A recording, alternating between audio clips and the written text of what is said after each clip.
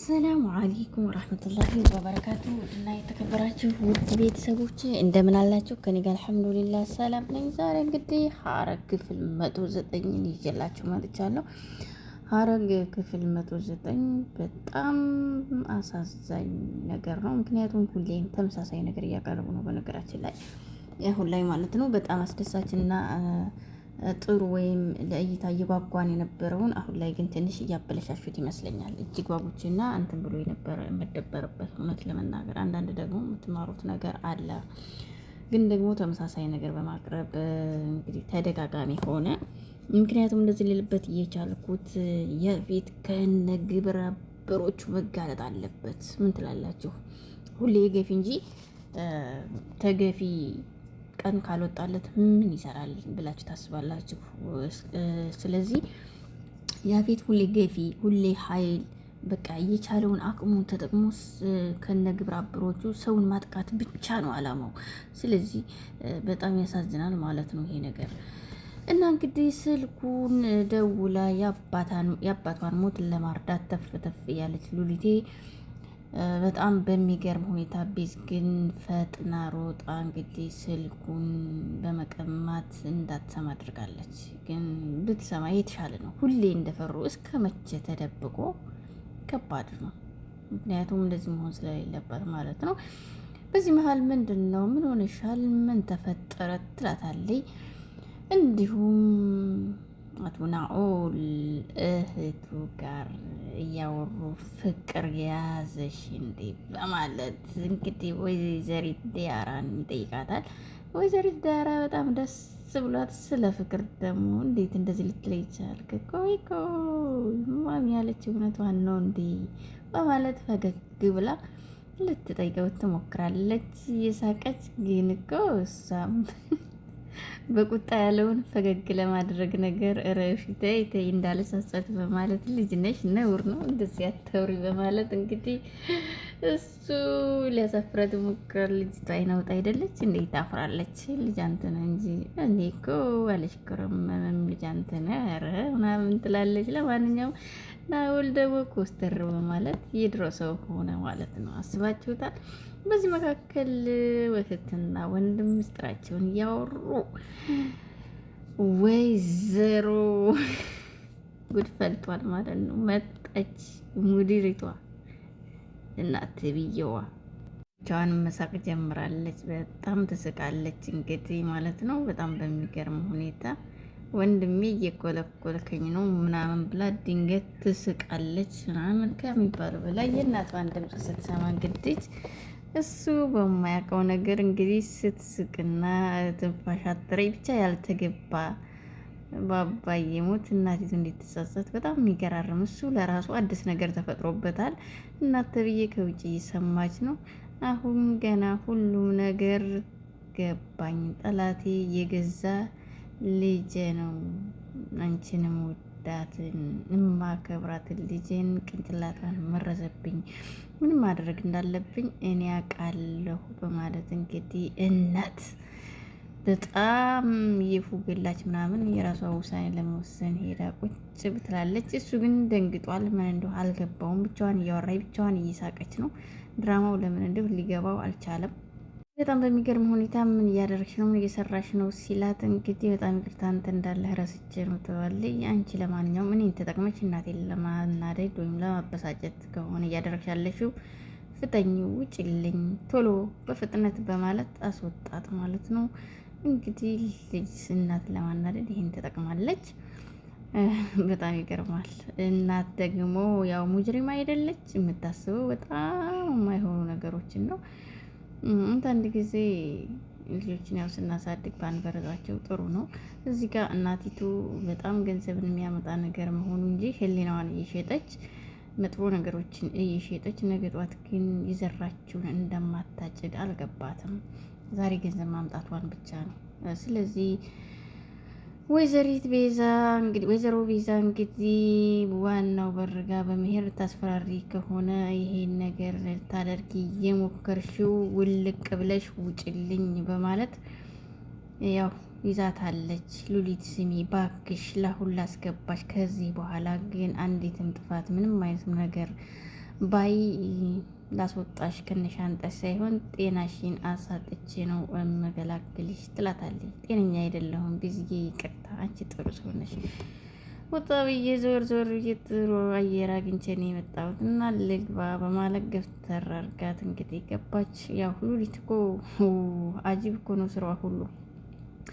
ቢዝዬ ተበላሽ። አሁን ላይ በጣም ተሸወርሽ። ምክንያቱም እሷ ምን አይነት ሰዎች እንደሆነች ሻንጣዋን ራሱ እንግዲህ በደስታ ውጭ ጥላው ነው የሄደችው እና ሻንጣዋንም ትገትታለች፣ ግን ተሸወደች ማለት ነው። እዚህ ጋር በጣም ያሳዝናል።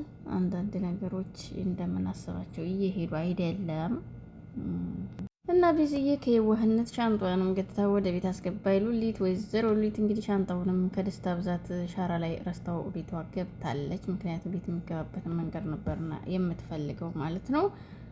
እና ግብረ አበሮቹ እንግዲህ ሰውን ከመግደልና ከማገት ውጭ ምንም የሚያውቀው ታሪክ የለም። እዚህ ጋር ደግሞ ወይዘሮ ኤፍራታ ሻይ እየጠጣች እንግዲህ ስልኳን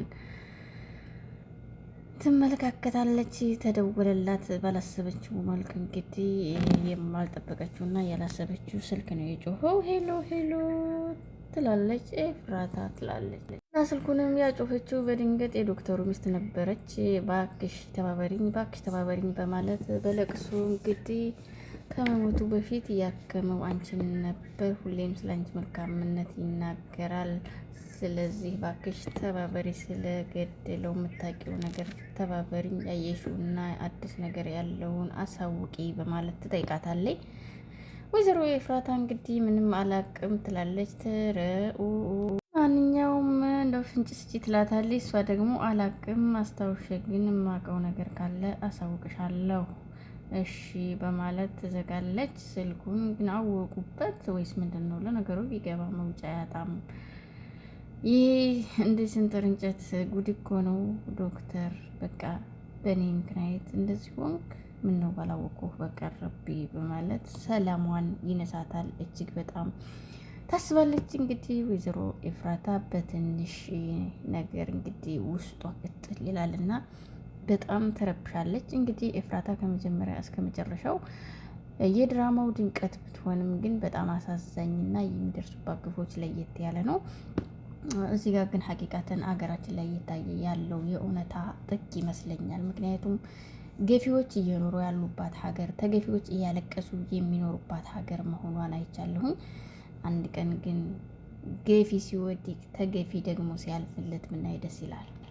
ጽዬ ትመጣለች። ስትመጣ ግን ሉሊት ቁጭ ብላለች ወንበር ላይ። ቆይ እንዴት ትላታለች እና ጽዬ ይቅርታ ስትሞጣሞጭ ነው ከግድግዳ ጋር ያጋጨሁሽ።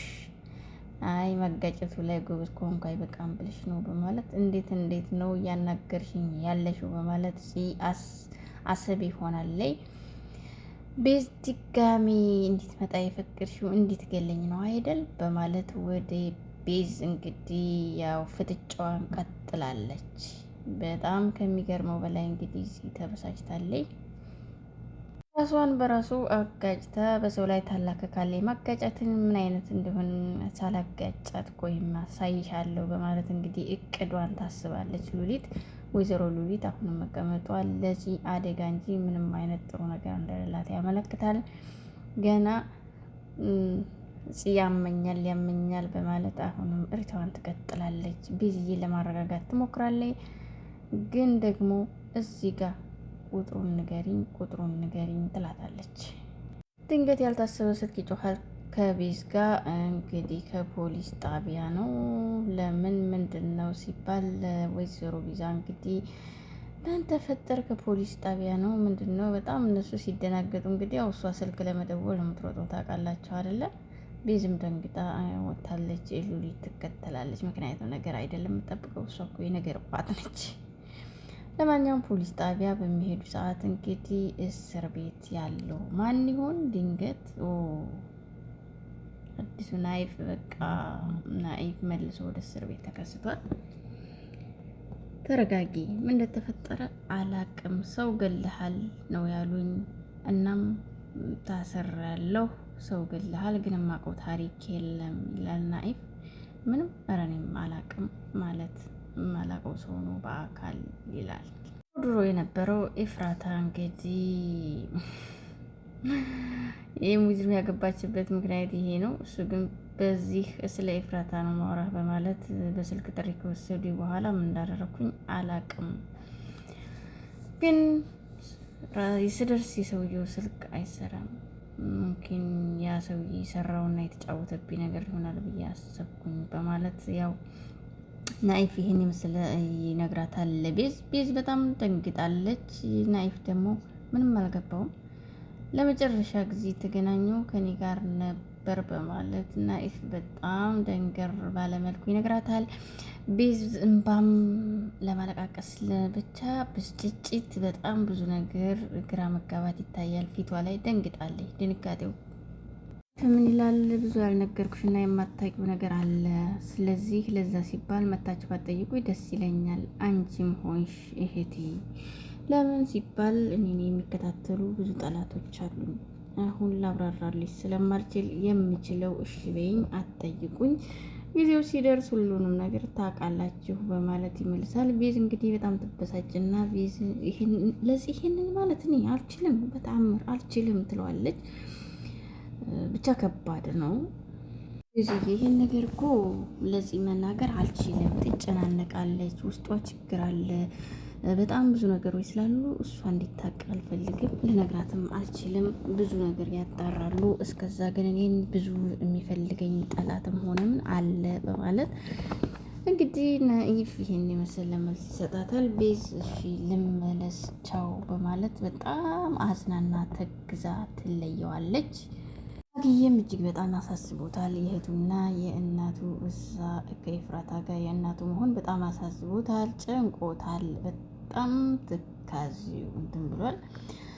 እንግዲህ ፂ ደግሞ ከወንድሟ ጋር ከመጣች በኋላ ምንድን ነው የተፈጠረው ነገር? አታስጨንቀኝ፣ ለምን መጣህ፣ ለምን ታሰርክ የሚል ጥያቄ ስታጨናንቀው ተመሳስሎባቸው ይሆናል። ነገሮች ሲጣሩ ልለቀቃለሁ፣ ሰው ገለሃል ነው ያሉኝ ይላል ማለት ነው። እሷ ግን ሚስጥሩን ስለምታቅ በጣም ትደነግጥና አይ አድምጠው ነው አይ ትላለች ማለት ነው። እንግዲህ ይሄን ያደረገውን ኤፍራታ ምናምን ከዘበራረቀች በኋላ ይሄን ያደረገውን ሰው አውቀዋለሁ፣ እገለዋለሁ በማለት እጅግ በጣም በጩኸት ተመልሳ ወደ መጣችበት ትሄዳለች ማለት ነው። እሱ ግን ተደናገረው። የተፈጠረው ምንድን ነው? ምን እያልሽ ነው? ጨርሽልኝ በማለት በጣም ይጮሃል። እሷ ግን አልሰማችም። ሄደች በመብረር የዲያራ ናጋ እንግዲህ አንድ ስልክ ይጮሃል። ከጮኸም በኋላ እንግዲህ ያው ናይፍ በግድያ ወንጀል ተጠርጥሮ ታስሯል ሲል አይ ታውቃለህ መረጃውን እሱ እንዳደረገ ይመስላል ምናምን ስትለው እንግዲህ ቻይ ያፊት እንዳይሆን በማለት በጣም ትበራገጋለች ማለት ነው። አላደረገውም። ምናልባት ያፊትን ያገኘ መስሎት ተሳስቶ ካልሆነ በቀር እሱ አያደርግም በማለት ያው በሙሉ ልብ እንትን ትላለች ማለት ነው። በደንብ ላጣራና አሳውቃለሁ በማለት እንግዲህ ወይዘሮ ይተነትናሉ። አሁን እንግዲህ ያው ልጇን ስለተራራቀች አሁን ያለውል በግድሽ እሱን አስፈጭ ብለሽ ትመጫለሽ፣ ለእኔ ክፍተቱ በጣም ጥሩ ነው በማለት ትቦርቃለች። ደስ ይላታል። እንግዲህ እየሮጠች የመጣችው የት ቢሆን ጥሩ ነው? ወይዘሮ ኤፍራታ ጋር ነው የመጣችው። እሱም ደግሞ ያው ይሄን እንትን ለማለት ነው። ይሄ በጣም ደንግጣለች ከሚባለው በላይ ፖሊስ ነው የመሰላት። እሷ ግን እርግጠኛ ነኝ ነች። ምክንያቱም አቤላ ከፈተ በሩጫ በፊት እዚህ ደግሞ ገደለው ማለት ነው። ቢነን አውልን ወንድም በጣም ይገርማል። በጣም እኮ የሚሰራው ስራ ግን ግፍ የተሞላበት ድራማ ነው። በነገራችን ላይ ገፊ የሚኖርበት ተገፊ ደግሞ በጣም የሚሰቃይበት። ኧረ በህግ አምላክ እኔ ሌላ ምንም አይደለም የምለው። ደራሲው እንግዲህ ያው ደራሲው እንዴት ነው ህግ የሌለባት አድርገህ እዚህ ጋር ይሄንን ነገር መስራትህ ለእኔ እያደነኩ ሳይሆን የምር ደራሲው አስብበት። እዚህ ጋር የእስራኤልና የኢራን ጦርነት ከፊሊስጢን ጋር ያደረጉት ማለት ነው። እውነት ለመናገር እንግዲህ ፍጥጫው ቀጥሏል። በጣም በሚገርም ሁኔታ ደራሲው አስብበት። ምንም አይነት ህግ የሌለበት እንግዲህ በዳይ እንጂ ተበዳይ የማይኖርበት ሰውን መግደል ብቻ የሚያስተምር። እውነት ለመናገር አሁን ላይ እያስተማረኝ አይደለም። ሰውን መግደል እንዴት ምን ያስተምራል? አረ ጋይስ እዚህ ጋር በተለይ ያፌት የተሰጠው ካራክተር እጅግ በጣም አሰቃቂ፣ ሰውን መግደል ብቻ ከሰው መግደል ውጭ ሌላ ምንም የማያውቁ አድርገውታል። እውነት ለመናገር በጣም ያሳዝናል። አንዳንድ ጊዜ ስንሰራ የሚያስተምር ነገር ብንሰራም ጥሩ ነው። ከዚህ በፊት አስተማሪ ነገር እያየሁበት ነበር። አሁን ላይ ግን እያየሁ ያለሁት ሰውን መግደል ብቻ ነው። ምንም እያስተማሩ አይደለም። ደራሲው አስብበት፣ ሌላ አልልም። እውነት ለመናገር ሀገራችንን ሰላም ያርግልን፣ ዓለምን ይጠብቃት ፈጣሪ። እንግዲህ ምንም ማድረግ አይቻልም። አላህ ዓለምን ይጠብቃት። በሀየ ሃይማኖታችን ዱዓ እናድርግ። አሰላሙ አለይኩም ወራህመቱላሂ ወበረካቱሁ።